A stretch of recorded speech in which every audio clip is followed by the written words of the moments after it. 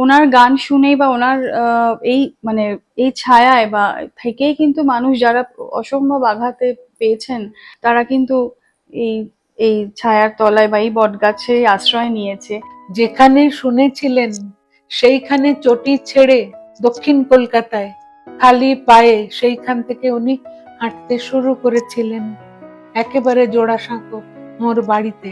কবিগুরু ইন্দিরা দেবীকে লিখছেন, একজনকে এনেছি ধানি লঙ্কা। সেই অশেষ বন্দ্যোপাধ্যায় একদিন ওর ঘরে বসে রেওয়াজ করছেন। তখন উনি সন্ধেবেলা হাঁটতে বেরোতেন। উনি হাঁটতে বেরিয়ে তখন দেখছেন গানটা কানে এসেছে, ঢুকে পড়েছেন সোজা। উনি তো ঘরের মধ্যে কবিগুরুকে দেখে কোথায় বসতে দেবেন, কি করবেন, সব বাজাও বাজাও, বাজানো হয়ে গেল। এটা কি যন্ত্র? এসরাজ।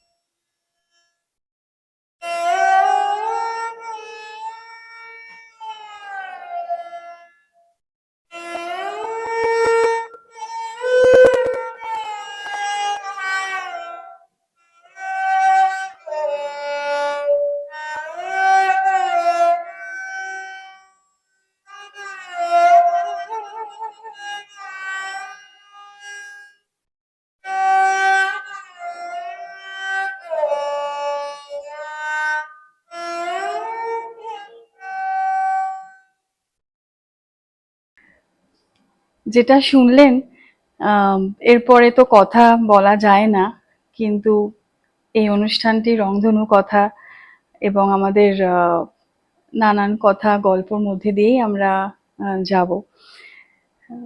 বুঝতেই পারছেন, আহ, আমাদের এটি একটি বিশেষ পর্ব, 22শে শ্রাবণ উপলক্ষে রংধনু কথার আরো একটি পর্ব, এবং এটি একটি বিশেষ পর্ব নিয়ে আপনাদের সকলকে নমস্কার ও আমন্ত্রণ।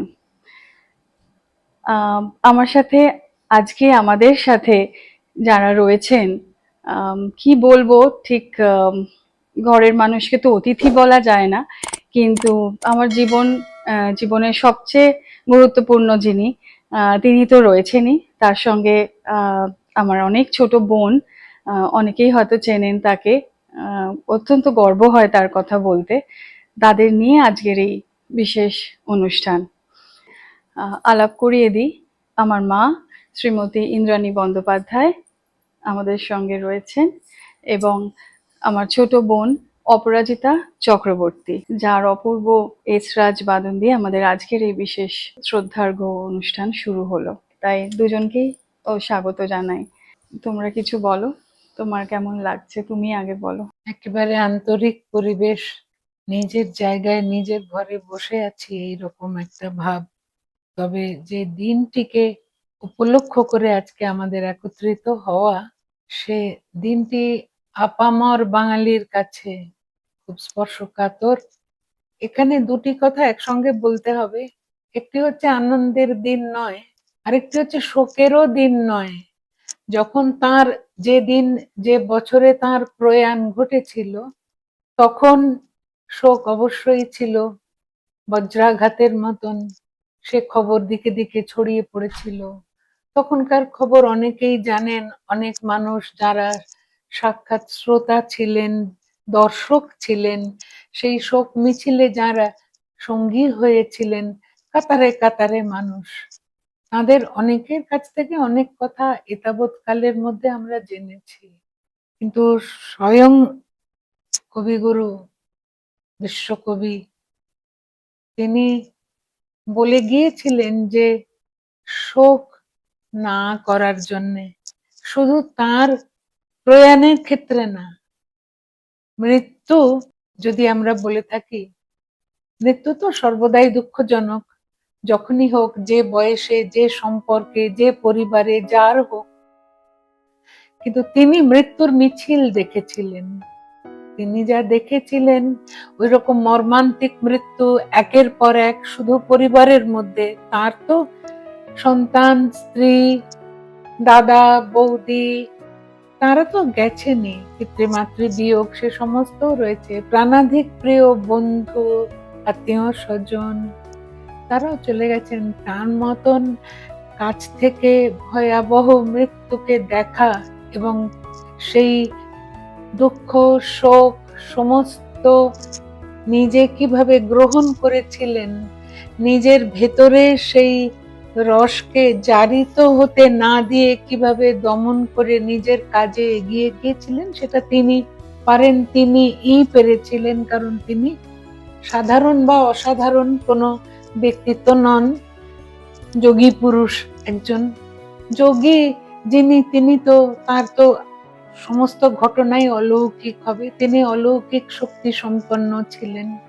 কোন লোক সামান্য দৃষ্টিভঙ্গিতে তার জীবন যাপন এবং তার সৃষ্টি, তার কর্ম কে বিচার করা অন্তত আমাদের মতন মানুষের পক্ষে সম্ভব নয়, শোভাও পায় না। ওটা আমাদের দুঃসাহসিক একটা প্রচেষ্টা হবে, যেটা উচিত নয় করা। আমাদের পরিবারে তুমি জানো, ছোটবেলা থেকে তুমি শুনেছো যে আমার পিতৃদেব স্বর্গীয় বীরেন্দ্রনাথ চট্টোপাধ্যায়, আমার জ্যাঠামশাই স্বর্গীয় নন্দলাল চট্টোপাধ্যায় মহাশয়, তারা আমার মেজ জ্যাঠামশাই ছিলেন। ওরা রাস্তা থেকে শুনতে পেয়েছিলেন তার এই যে প্রয়াণ, আকাশবাণীতে তো সবসময় ঘোষণা করা হচ্ছে, শুনতে পেয়েছিলেন। তারপর যখন ওই মহা বিপর্যয়ের ঘটনাটি যখন আকাশবাণী থেকেই ঘোষণা করা হলো, তখন ওরা রাস্তায় ছিলেন। আমি আমার পিতৃদেবের কাছে শুনেছি, যেখানে শুনেছিলেন সেইখানে চটি ছেড়ে দক্ষিণ কলকাতায় খালি পায়ে সেইখান থেকে উনি হাঁটতে শুরু করেছিলেন, একেবারে জোড়াসাঁকো ওর বাড়িতে। যে যে সময় ওরা গিয়ে পৌঁছেছিলেন, দুই ভাই কেউ কাউকে দেখেননি, কারণ জানেন না তো কখন কে আসছেন, কোথা থেকে। খবর সব রটে গেছে, তখন মোবাইলও ছিল না তখন এত, কিন্তু খবর রটে গেছে। আর রবীন্দ্রনাথ, ঘটনা সারা দেশবাসী, সারা ভারতবাসী ওই দিকে ওই ঘটনার দিকে তখন একেবারে সমস্ত মন প্রাণ দিয়ে তখন দেখতো। দেখার তো কিছু নেই, শুনতো রেডিওতে কি খবর আসছে। ওই সময়ে তারা হাঁটতে শুরু করেছিলেন, যখন তারাই গিয়ে পৌঁছেছিলেন, আমার পিতৃদেবের কাছে শুনেছি তার কিছুক্ষণের মধ্যে ওই সিং দরজায় বড় গেট ভেঙে পড়লো মড়মড় করে। এত মানুষের চাপ, কোনো প্রশাসনিক দপ্তর থেকে যারা এসেছিলেন, পুলিশ, আরো অন্যান্য মানুষ, কারো কোনো বাধা নিষেধ মানুষ তখন গ্রাহ্য করেননি। উন্মত্ত জনতা, শৃঙ্খলতার কোনো লেশমাত্র নেই, সমস্ত রকম শৃঙ্খল ভঙ্গ করে তারা প্রায় আক্রমণাত্মক ভঙ্গিতে সব ঢুকে পড়েছিলেন ভিতরে। বাড়ির যারা মানুষ, যারা সেই যোগী পুরুষের, সেই বিশ্বকবির দেহ তার আশেপাশে ছিলেন, তারা ভয়ে দরজা বন্ধ করে দিয়েছিলেন। সেই দরজাও জোর করে খুলে, ধাক্কা দিয়ে জোর জবরদস্তি করে খুলে ঢোকা হয়েছিল। তাদের কিছু ভাববার আগে সেই দেহ বার করে নিয়ে যাওয়া হয়েছিল। তারপর যখন সেইটা নিয়ে যাত্রা করা হয়েছিল, সেই শোকযাত্রায় আমার পিতৃদেবও অংশ নিয়েছিলেন এবং আমার জ্যাঠামশাইও অংশ নিয়েছিলেন। কিছুক্ষণ পরে পরে ওরা দেখছিলেন কোন কোন মানুষ লাফিয়ে লাফিয়ে, দেহটা তো কাঁধে রয়েছে সকলের, সেইভাবে বহন করে নিয়ে যাচ্ছেন। কিছুক্ষণ পরে পরে লাফ দিয়ে দিয়ে কিছু মানুষকে দেখছিলেন। ওরা বুঝতে পারেননি, ভেবেছিলেন হয়তো ওকে শেষবারের মতো স্পর্শ করবে, সেই জন্যে। আমার আজও বলতে গেলে কিরম লাগে, কারণ আমি পিতৃদেবের মুখে যখন শুনেছি তখনও ওদের দু চোখে অশ্রু বয়ে যেত। মানে তিনি 41 সালে গত হয়েছেন, দেহ ত্যাগ করেছিলেন কবিগুরু। আর আমি শুনেছি অন্তত তার 20 বছর পরে কি 25 বছর পরে, যখন শোনার কথা, মনে থাকার কথা, তখনও তাদের এইরকম হতো। যখন তার এই যে নশ্বর দেহ যখন নিমতলায় শোয়ানো হয়েছিল, একটা চুল নেই, একটা দাড়ি নেই, পায়ের নখ পর্যন্ত উপড়ে ফেলা হয়েছিল। এইরকম ভালোবাসা আমাদের, এইরকম ভালোবাসার আতিশয্য দেখাতে গিয়ে সেই দেহটার উপরে কি অসম্ভব অত্যাচার করা হয়েছিল, তা যারা সামনে দেখেছেন তারা জানেন। আমরা তো আর দেখিনি, সে দুর্ভাগ্য থেকে আমরা বঞ্চিত হয়েছি ভগবানের কৃপায়। কত ঘটনা, এবং দাদুদের থেকে এটা শুনতে পেয়েছো তুমি, তোমার থেকে আমরা। অনেকে জানেন, বহুবার এই ধরনের ঘটনা, এই কথাটি বিভিন্ন মানুষের কাছ থেকে, আর এখন তো বৈদ্যুতিন মাধ্যমে অনেক বেশি এগুলো সব প্রচার হয়, কিন্তু আমার পিতৃদেব দেখেছিলেন, তাই জন্য বললাম আর কি, আমরা তার কাছ থেকে শোনা শুনেছি। কথা, হ্যাঁ আমি তো হ্যাঁ, শুনেছি। অথচ তিনি নিজে কবিগুরু, তিনি নিজে খুব শান্ত ভাবে এই পর্বটি সমাপ্ত হোক এরকম চেয়েছিলেন। তার এইরকমই বাসনা ছিল, তাকে নিয়ে উন্মত্ত জনতা এই ধরনের কাজ করবে, এটা বোধহয় তিনি কেউই ভাবতে পারেনি। ভাবতে পারেননি। না, তিনি তো বলতে গেলে ত্রিকালদর্শী যারা, তাদের মধ্যে একজন ছিলেন। কোনোভাবেই তাকে মনুষ্য গুণ আরোপ করে তার উপরে বলা যায় না। কারণ তুমি দেখো অপরাজিতা, যদি শুধু গীতাঞ্জলি লিখতে হতো এখন, তুমি, আমি তো মনে করি না কেউ সম্ভব আছে বলে। সারা জীবনেও একটি বই লিখতো, এই যে গীতবিতান, শুধু যে এতগুলি গান, সেটাই একজনের সারা জীবনের কর্ম হতে পারে। কিন্তু উনি কি কি করেছেন, কি কি করেননি একজন মানুষ হিসেবে। একজন বলেছিলেন আমাকে, একজন বিদগ্ধ মানুষ বলেছিলেন যে লিখতে যত সময় লাগে, পড়তে তো তার থেকে অনেক কম সময় লাগে। একজন মানুষ সারা জীবন ধরে পড়ে শেষ করতে পারবে না উনি যা লিখেছেন। তার ওপরে যত মানুষ দেখা করতে আসতেন, সমস্ত দর্শনার্থীকে তাদের তাদের প্রয়োজন মতন দেখা দিতেন, তাদের কথা শুনতেন, কিছু সমস্যা থাকলে তা বিহিত করবার চেষ্টা করতেন। আমরা একটু কথায় ফিরবো আবার, কিন্তু আজকে দুজনের কাছেই আমাদের একান্ত অনুরোধ যে শুধু তো তোমাদের যখন পেয়েছি শুধু তো কথা গল্প হবেই, কিন্তু একটু গানও শোনাতে হবে, পুরো না হলেও একটু গানের আবদার তো থাকবেই। আমার না হলেও অন্তত দর্শক বন্ধুদের, রংধনু কথার দর্শকদের জন্য কিছু কিছু মাঝে মাঝে আমরা গান, আবার আমরা কিছু কথায় ফিরবো। আপনারা জানেন অপরাজিতা শান্তিনিকেতনে পড়াশোনা করেছে, গ্রাজুয়েশন এবং মাস্টার্স রবীন্দ্রসঙ্গীতে বিশ্বভারতী থেকে। তো অনেক দিন তারপরেও যাতায়াত চলছে, এখনো অনেক কাজ করছে, নিজেই করছে কাজ, শেখানো এবং সঙ্গীত ওর রক্তে, সঙ্গীত ওর ওর অণুতে পরমাণুতে ঢুকে রয়েছে। ওর যেরকম দক্ষতার সঙ্গে যন্ত্র বাজায়, সেরকম দক্ষতার সঙ্গে গান করে। আমার অবাক লাগে।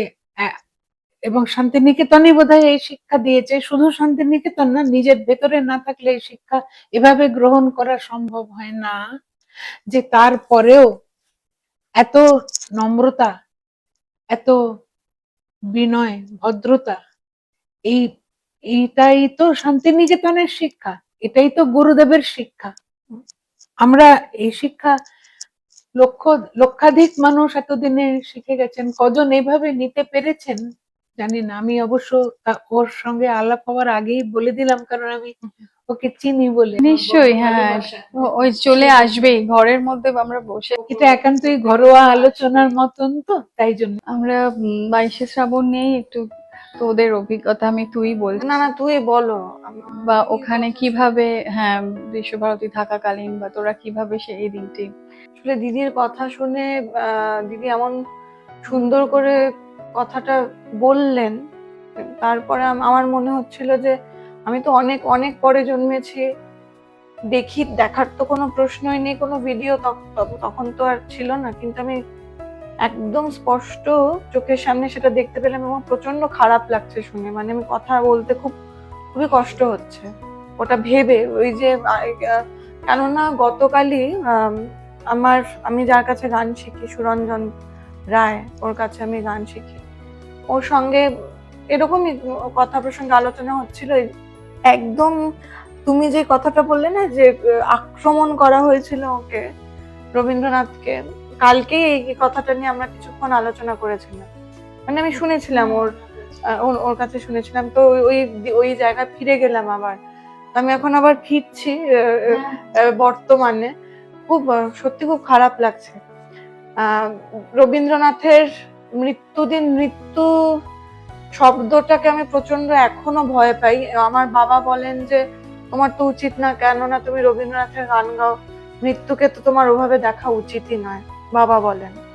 কিন্তু আমার মনে হয় যে আমি তো এখনো বড় হইনি, আমার মনে হয় তাই ওইভাবে মৃত্যুকে এখনো হয়তো আমি উপলব্ধি করতে পারিনি। কিন্তু উনি তো বলে গেছেন যে শেষ নাহি যে শেষ কথা কে বলবে।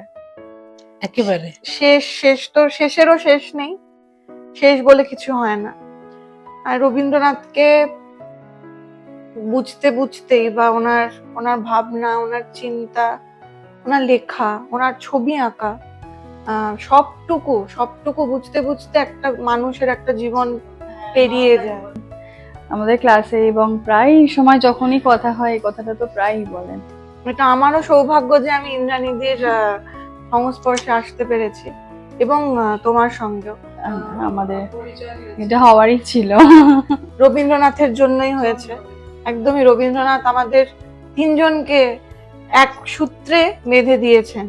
আরেকটি কথা যে শুধু মৃত্যু আছে, দুঃখ আছে, মৃত্যু আমরা তো সবার জীবনেই তো আসবে ঘুরে ফিরে, কালের নিয়মে আমাদের, কিন্তু এটাই শেষ কথা নয়। এবং কি করে উনি সেগুলো অতিক্রম করে কতটা যে আলো দেখিয়েছেন, এবং ওনার গান শুনেই বা ওনার এই ছায়ায় বা থেকেই কিন্তু মানুষ যারা অসম্ভব আঘাতে পেয়েছেন, অসম্ভব কষ্ট পেয়েছেন, অসময়ে হঠাৎ করে নানান ঘটনা চারিপাশে, অনেক মানুষকে কিন্তু এরকম চিনি, আমরা জানি, তোমরা বা তুই আরো জানবি, যে তারা কিন্তু এই এই ছায়ার তলায় বা এই বটগাছে আশ্রয় নিয়েছে জীবনের আলোর পথের জন্য। সেইটাও আমি আসবো আবার, একটা গান হয়ে যাক তার আগে।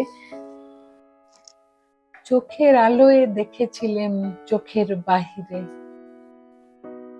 অন্তরে আজ দেখব যখন আলোক নাহিরে। আলোক মানে বাইরের আলো, আমার দৃষ্টির আলো যখন সরে যাবে তখন আমি অন্তরের আলোতে আলোকিত হব। ধরায় যখন দাও না ধরা, যখন পার্থিবভাবে তাকে ধরা যায় না, হৃদয় তখন তোমায় ভরা। এইভাবে গানটা লিখেছেন। আশ্চর্যের বিষয়, আজ এত বছর ধরে তারই রচিত গান দিয়ে তার জন্মদিনে তাকে প্রণাম জানানো হয়, তার প্রয়াণের দিনে তাকে শ্রদ্ধাঞ্জলি অর্পণ করা হয়। অদ্ভুত ব্যাপার। আর কোনো মাধ্যম নেই। দ্বিতীয় আর কিছু হলো না।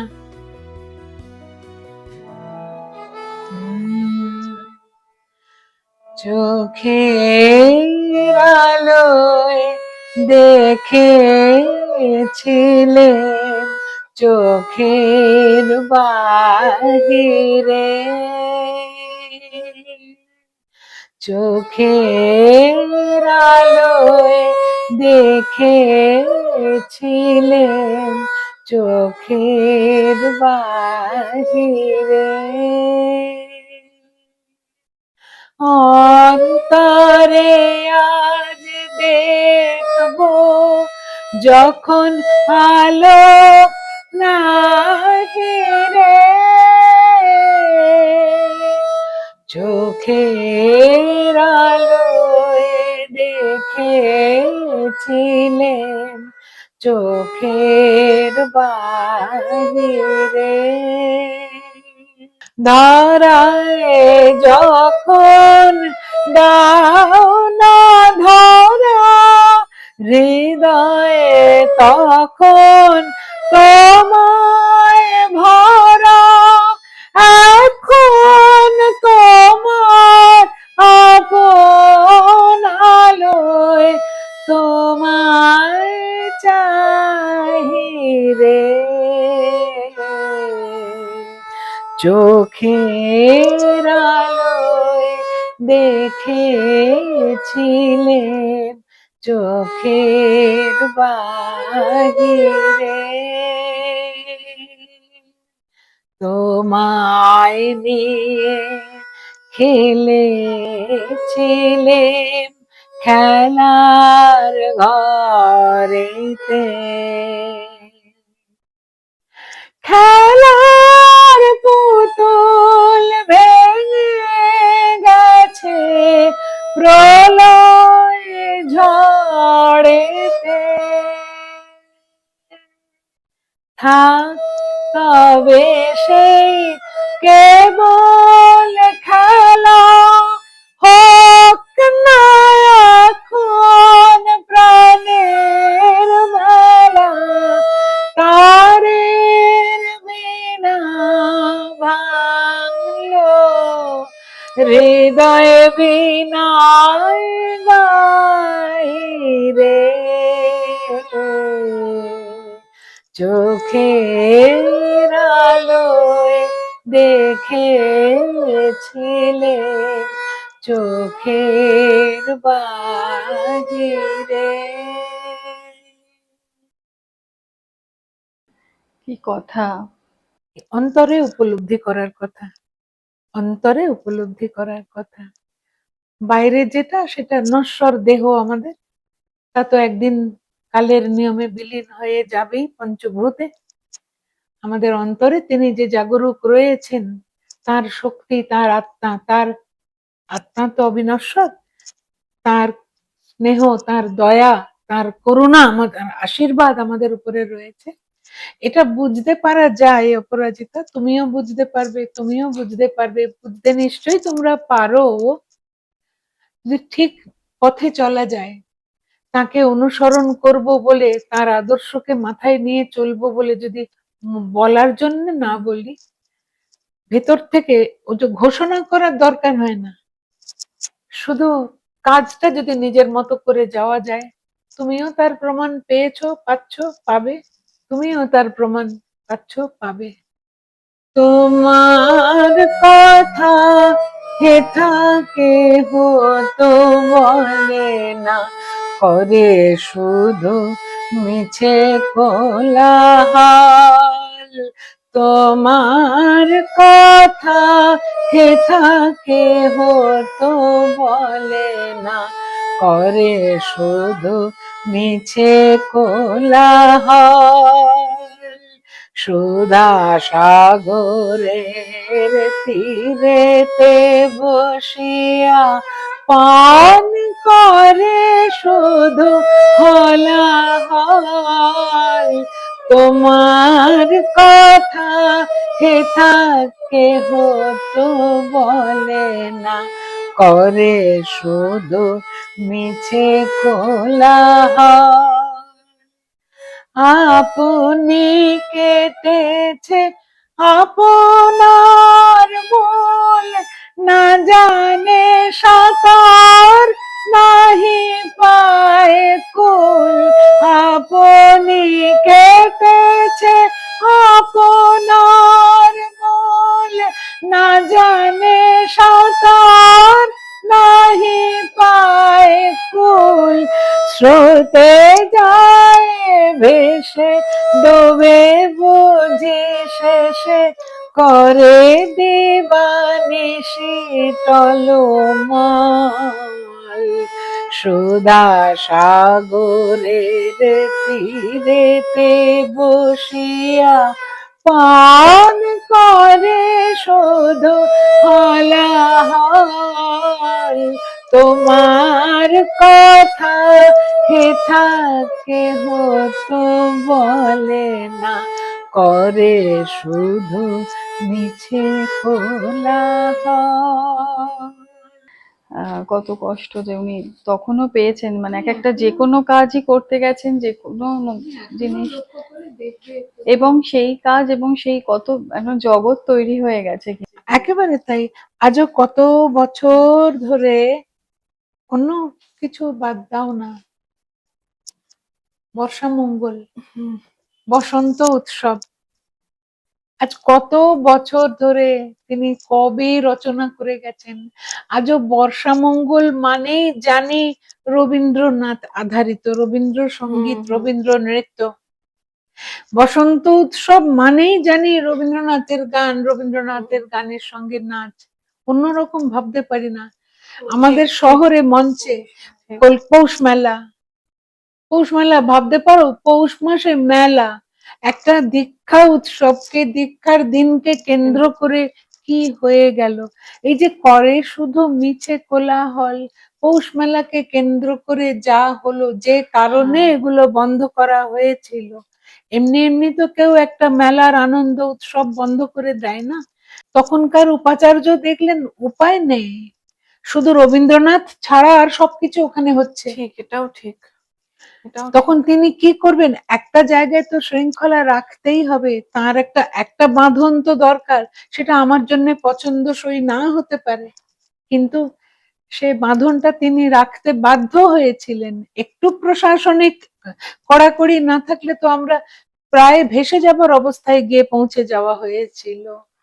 এই এই কথাটাতেই তাই বলছি যে এখন বেশিরভাগ, আমিও যেহেতু এখনো রয়েছি, আমি যেহেতু এখনো একটু আধটু হলেও গান বাজনা করি, এই গুরুদেবের গান নিয়ে নাড়াচাড়া করি। অন্য গানও গাই, অপরাজিতা, কিন্তু না, এ গান, এর যে আকর্ষণ, এ ছেড়ে আর অন্য কিছুতে মন গেল না, বুঝলে। বুঝতে পেরেছি। তো এটা হয়েছিল, আমরা কিন্তু ওই কোলাহল, একটা বাহ্যাড়ম্বরের আতিশয্য, ওইগুলো কিন্তু আমরা ঠিক কোনোদিনই পছন্দ করি না। হ্যাঁ, একটা মঞ্চে অনুষ্ঠান করতে গেলে কোনো একটা দল, তারা মঞ্চে অনুষ্ঠান করছে, তার কিছু কিছু একটু সাজ পোশাক, তার বাহ্যিক যে, তোমরা যেটাকে বলবে ব্যাকড্রপে একটা ডেকোরেশন, বা মঞ্চের স্টেজ সাজানো, মঞ্চসজ্জা, বা নৃত্য নাট্য বা নৃত্য পরিবেশন হচ্ছে রবীন্দ্রনাথের গানের সঙ্গে, সেখানে তো আমি যেভাবে বসেছি সেইভাবে গিয়ে মঞ্চে, কারণ দর্শক দেখছেন, সেখানে বাহ্যিক রূপ, তার সজ্জাটাও একটা একটা ওজন, তার সামঞ্জস্য রেখে করতে হয় গানের সঙ্গে, নিয়ম এটা।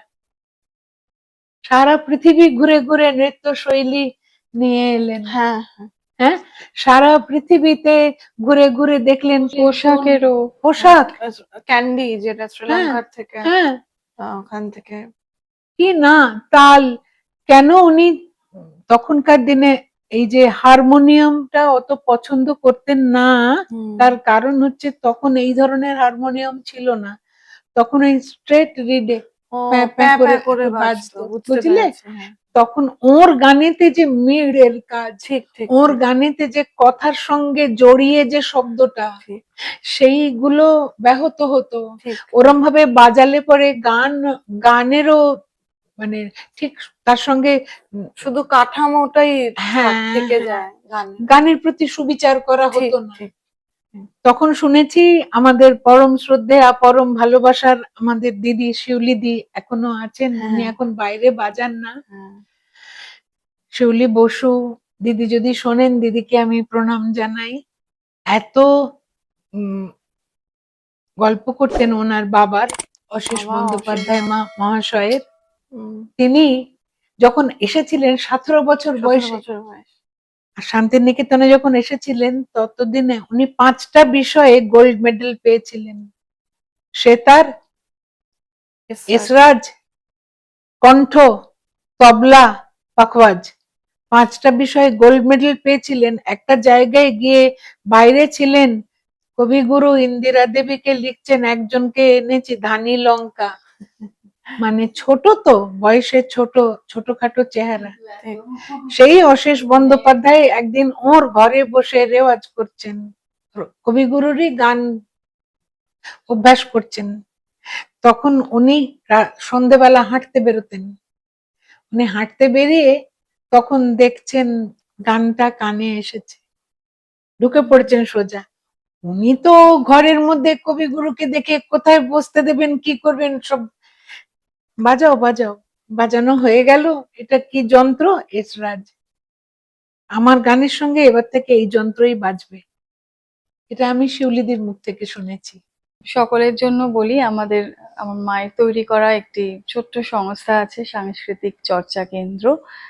সঙ্গীত, নৃত্য, আঁকা ও আবৃত্তি শেখানো হয়, যার নাম অরূপবীণা।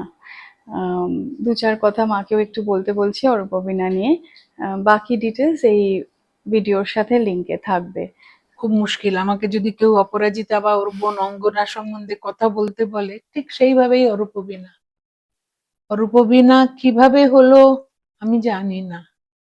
অরূপবীণার নামটা একদিন হঠাৎ ওর বাবাকে খাবার পরিবেশন করতে করতে একজন আমাকে ফোন করেছিলেন যে আপনারা অনুষ্ঠান করবেন বলেছেন, তা কি নামে প্রেক্ষাগৃহ যে সংরক্ষিত হবে তার একটা নাম থাকে, ওদের একটা ফর্ম থাকে, ফর্মে সই করতে হয়, এই সে ফর্মটা ভর্তি করতে হয়, কি নামে হবে। আমি বললাম ইন্দ্রাণী বন্দ্যোপাধ্যায়। তখন বললেন না না, ব্যক্তিগত নামে হয় না। কি আপনার সংস্থার নাম কি? সংস্থা? আমি তো আকাশ থেকে পড়লাম, 10 জন না 12 জন তখন সর্বসাকুল্যে আমার কাছে, আমরা একসঙ্গে গান করি। আমার ওই পরিবেশন করতে করতে কিভাবে আমার নামটা মাথায় ঢুকলো, অরূপবীণা, আমার মুখ দিয়ে বেরিয়ে গেল। এটা আমার কোনো কৃতিত্ব নেই। আজকে অরূপবীণা যেভাবে তৈরি হয়েছিল, এখন যেখানে এসেছে, সমস্ত বিষয়টাই সৃষ্টিকর্তার, আমার জীবন দেবতার কৃপা আমার উপরে, সকলের আশীর্বাদ নিয়ে চলছে। আমরা কোনোদিন এক নয়া পয়সারও কোনো বিজ্ঞাপন বা কিছু করিনি। প্রথম কথা, টাকা পয়সা খরচা করার মতন অত অপ্রতুল কিছু ছিল না। এই যখন থেকে 2020 সালে মহামারী আকার ধারণ করলো, যখন ওই সংক্রমণ করোনা, তার কিছুদিন আগে অপরাজিতা ছোট্ট করে নিজের মতন করে নাচের সংস্থা, নাচের জন্য আলাদা একটা বিভাগ খুললো, নৃত্য নিকুঞ্জ, অরূপবীণারই আরেকটা বিভাগ। ওই তখন ছোট ছোট মেয়েরা যারা, তাদের তো একটা মানসিক একটা উৎসাহ দেবার দরকার। তখন তো এসে কোনো গান মানে শেখার ব্যাপার সেই সময়টা নেই, বেশ দীর্ঘ বহু মাস। তখন এই অনলাইনে করা, সেই থেকে অরূপবীণাতে একটু একটু করে অনলাইনে শুরু হলো গান গাওয়া, নাচ শেখানো। তারপরে এখন এই যে অনুষ্ঠানের কিছু কিছু ছবি, ভিডিও, কিছু অংশ তোলা হয় সেগুলো। এবং অদ্ভুত ব্যাপার, দর্শকদের এত অকুণ্ঠ প্রশংসা এবং এত আশীর্বাদ আমরা পেয়েছি, আমরা ধন্য। আমার তো হয়েই এলো। তা এখন যারা থাকবে ভবিষ্যতে, তারা যদি ঠিক রাস্তা ধরে থাকতে পারে, এখন যেভাবে চলছে, সততার সঙ্গে, স্বচ্ছতার সঙ্গে, শিক্ষাকে আনন্দের সঙ্গে গ্রহণ করে, যেভাবে কবিগুরু রবীন্দ্রনাথ যেভাবে শিখিয়েছেন, সেই আদর্শে শাস্ত্রীয় সঙ্গীত, শাস্ত্রীয় নৃত্য, লোকনৃত্য, রবীন্দ্র নৃত্য বা গানের দিক থেকে, অঙ্কন এর দিক থেকে, আবৃত্তির দিক থেকে, সমস্ত দিক থেকে যদি তারা সেইটা ধরে রাখতে পারে, এটা চলবে, আরো বড় হবে। কারণ অপরাজিতারও পরের প্রজন্ম তৈরি হচ্ছে, তাদের মধ্যেও কয়েকজন আছে খুবই প্রতিশ্রুতি সম্পন্না, খুবই সুন্দর, এবং মন থেকে, এই যে মন থেকে তারা এগিয়ে এসে কিভাবে কাজ করছে, না নাচটাকে কিভাবে তারা গ্রহণ করেছে, গানকে তারা কিভাবে গ্রহণ করেছে, এগুলো, এটাই আমাদের আনন্দ যে পরবর্তী প্রজন্ম এগিয়ে আসছে। এই আপনাদের আশীর্বাদ থাকলে, উপরওয়ালার কৃপা থাকলে সবকিছু সম্ভব হবে, এইটুকুই বলা। অবশ্যই, এবং আমরা যে ভালোবাসা আশীর্বাদ পেয়েছি আমরা অত্যন্ত জানি না তার যোগ্য কিনা, এত এত পেয়েছি, এটাই অদ্ভুত ব্যাপার। আজকে আমরা এই বিশেষ শ্রদ্ধার্ঘ্য অনুষ্ঠান শেষ করব এখানেই, এবং অপরাজিতাকে আমন্ত্রণ জানানো রইল একটি পর্বে আলাদা করে ওর সাথে গল্পের জন্য, ওর গল্প শোনার জন্য আমরা আমন্ত্রণ এখন থেকেই জানিয়ে রাখলাম। তুই একদিন সময় দিবি এবং অনেক অনেক গল্প হবে শান্তিনিকেতন নিয়ে, তোর বড় হওয়া নিয়ে। আগামী প্রজন্মে অনেক বিষয়ে দিশারি হবে বলে আমার বিশ্বাস। আশীর্বাদ শুধু বাজনা নয়, শুধু গান নয়, পুরো ব্যক্তিত্ব কিভাবে গড়ে ওঠে, কত স্নিগ্ধতা। ওর ভগবান ওকে রূপ দিয়েছেন, আমি রূপের কথা বলছি না, কিন্তু যে কোনো মানুষ, পুরুষ নারী, তারা ছোটরা ওদের কাছ থেকে শিখতে পারবে এরকমও হওয়া যায়। লেখাপড়া, শিক্ষিত, শিক্ষা অর্জন করে, শিক্ষা পড়াশোনা না, ডিগ্রি না, শিক্ষা, যথার্থ শিক্ষিত হলে কিরকম হয়। প্রথম হচ্ছে নম্রতা, সভ্যতা, বিনয়, এগুলো তো শেখা দরকার। আমার মনে হয়, আমি আর কতটুকু দেখেছি, আমার মনে হয় এদের কাছ থেকে তারা পাবে, ছোটরা পাচ্ছে, পাবে। আশীর্বাদ করবে, এটাই তিনি করবেন আশীর্বাদ, এটাই চাওয়া। আশীর্বাদের আমাদের কি আছে। আর মাথার উপর হাতটা। হ্যাঁ অবশ্যই। তোকে আর ধন্যবাদ জানাচ্ছি না, আমি শেষ করছি। আর একটা কিছু না আমাদের, হ্যাঁ একসাথে দিয়ে আমরা অনুষ্ঠান শেষ করব। বহে নিরন্তর অনন্ত আনন্দধারা, বাজে অসীম নবমাঝে অনাদিরব, বাজে অসীম নবমাঝে অনাদিরব, জাগে অগণ্য রবি চন্দ্র তারা, বহে নিরন্তর অনন্ত আনন্দধারা।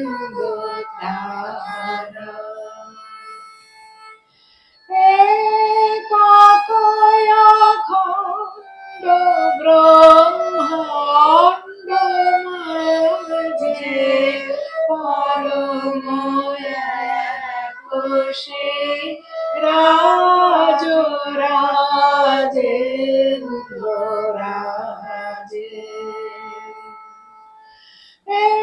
একাকয় অখণ্ড ব্রহ্মাণ্ড রাজে পরম এক সেই রাজ রাজেন্দ্র রাজে। বিস্মিত নিমেষ হত বিশ্ব চরণে বিনত, বিস্মিত নিমেষ হত বিশ্ব চরণে বিনত, লক্ষ শত ভক্ত চিত্ত বাক্যহারা।